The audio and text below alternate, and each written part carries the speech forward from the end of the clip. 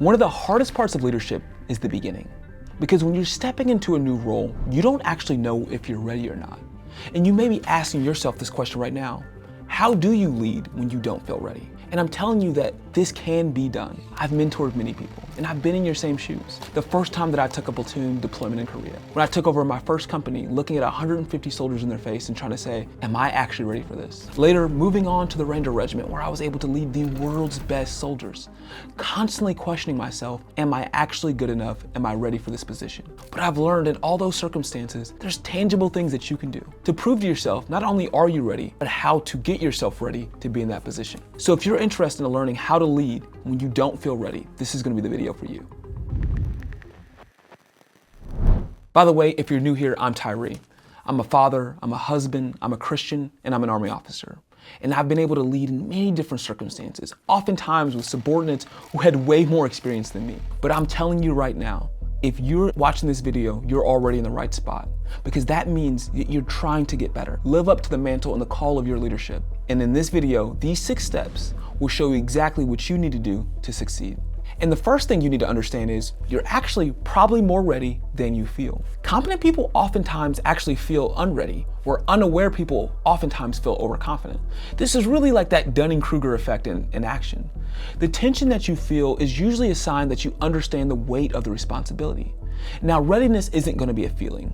It's a threshold of capability plus a willingness to step forward. And no one ever feels fully prepared for their next level. But you need to understand that all the training, everything in your life has put you in the position that you're in today. And if you're in this position, it's for a reason.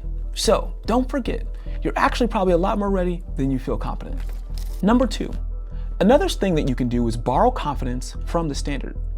When you don't trust yourself yet, trust the standard. What does right look like? What are the non-negotiables? What are the measurable expectations? If you anchor to the standards instead of just emotion, you can lead decisively even when internally you feel a little bit uncertain. Clarity is going to help you build that confidence. When you're working towards a standard and you understand that the importance of leadership is not always in understanding every technical detail, but in understanding how to get people to those details, then you're in the right spot. Another thing that you need to focus on when you feel like you're not ready is number 3, shrink the time horizon. Oftentimes, overwhelm usually comes from projecting too far ahead. So instead of asking, how am I going to run this whole organization? Ask, what is the right next decision?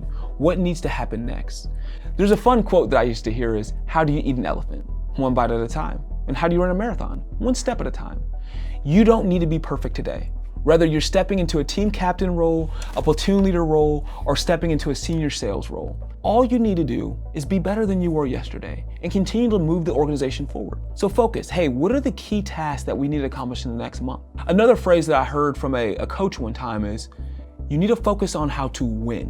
What's important now? Focus on how to get those short-term wins. Focus on what's important, and what you'll realize is those little wins will compound, and before you know it, you'll be successful.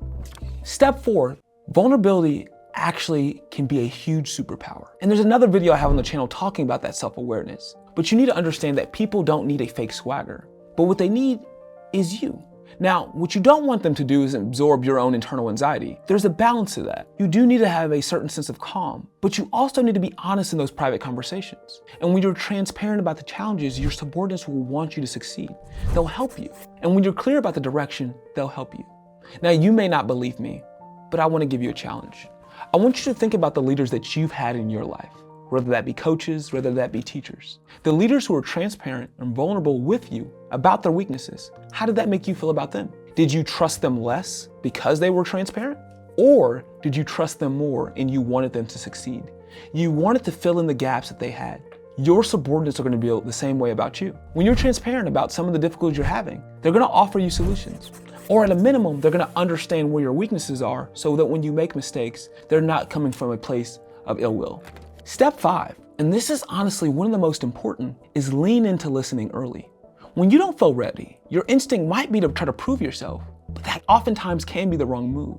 The fastest way to build credibility is to ask good questions. Oftentimes, this allows you to better understand the system. It helps you identify friction points, and you can learn how the informal power structure actually works. When you're listening, it helps buy you time, it helps you build trust, and it prevents early mistakes. So I would really encourage you to take the time to listen to the environment.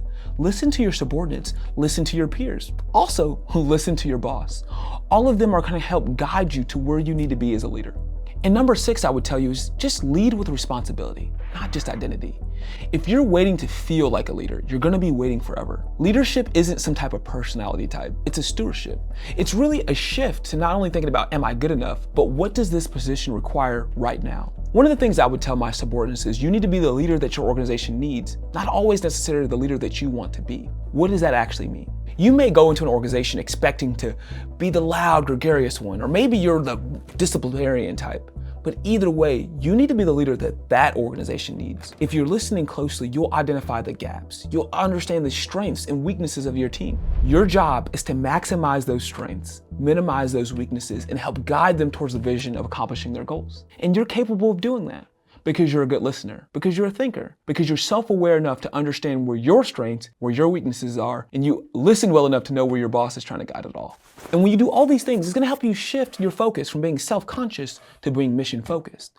And that's what's important. And I encourage you, don't actually try to eliminate the feeling of being unready. Let it sharpen you. The best leaders never stop feeling a little unready because that edge keeps them humble. It keeps you curious, it keeps you vigilant, and it keeps you focused. Don't be afraid of the feeling. Embrace it. Use it to push you even further. Because total comfort is usually the beginning of decline. And if you feel like you're too comfortable in position, you probably aren't looking close enough. But hopefully this helps you in your leadership journey and helping you answer your call to leadership. If you're interested in more videos like this, feel free to subscribe or check out the next video that's suggested to you. Until next time, God bless and peace.